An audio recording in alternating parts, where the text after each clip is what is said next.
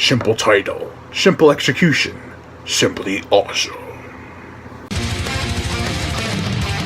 Welcome to the horror show. You realize there is nowhere to run. Don't know, came to fight. Paranoia is getting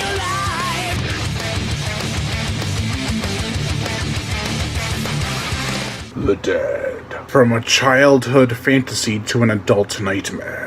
The plot. After a plane crashes somewhere in Africa, an American mercenary/engineer, Lieutenant Brian Murphy, played by Rob Freeman, is the sole survivor of the ordeal. But what was that worth? He meets a native of Africa, Sergeant Daniel Dembele, played by Prince David Osea, and the two team up to trek through the wasteland to find their priorities, Daniel's son and Brian's plane home.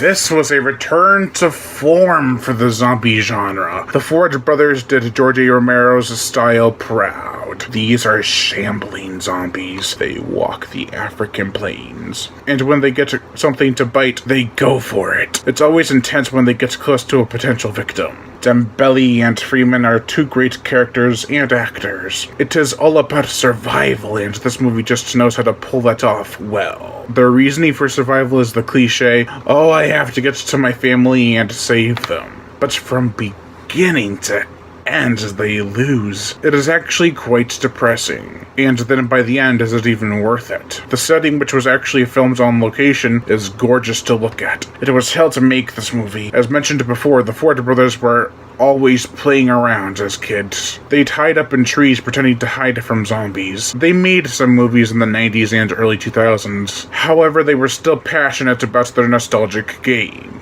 So filming set off and took much longer than anticipated. They ran into muggers, corrupt police, and constant vandalism to equipment, and even the truck they used in the majority of the film. They kept trudging along, though. They were true guerrilla filmmakers by this point, battling every odd against them. Even Rob Freeman, who was so dedicated, to the point where physical illness and injury wouldn't slow him down. I loved the characters. The two leading men didn't have to say much besides what was necessary or reasonable. They had each other's backs. There was minor tension at first, but they quickly got over it. Much like a certain group of people who had been against each other before the outbreak, they learned to work together to survive. Most people think that there's no origin for the outbreak for this movie. However, there's one line of dialogue that kind of gives it away. It's when one of the people from the village explains to Dembele that two women saw a man who had died the previous day from an unknown presumed rabid animal attack walking around.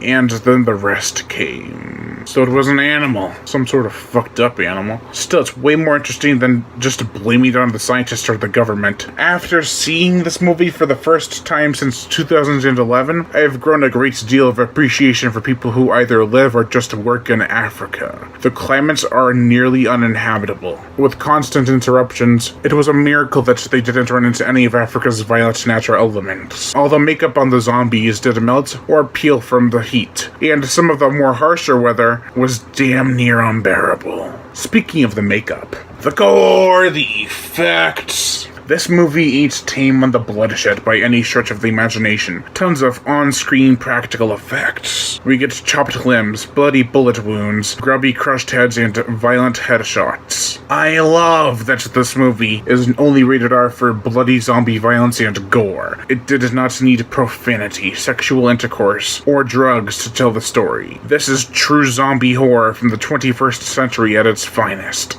The musical score. Beautiful. It is just beautiful. Tons of African themes that are just captivating, heart-wrenching, and even tear-jerking. This is an excellent old-school zombie movie. George A. Romero should watch this if he hasn't already. The zombies are terrifying. Their crazed eyes and increased speed when they get close to food is just haunting and exhilarating. I praise the hell out of this movie because it deserves it. It is so simple and low budget, yet they go all out. It stands out above all the generic zombie action movies in turn for a more slow burn approach. One minor complaint that I have is that sometimes the movie doesn't pack the right amount of punch. This is probably due to the budget and sound and editing departments, but some of the more emotional scenes did seem a bit weaker than others. At the end of the day, two brothers got to expand beyond their childhood games and even incorporate the tree scene for Rob Freeman to reenact for the audience. Overall, I give The Dead a 4.5 out of 5.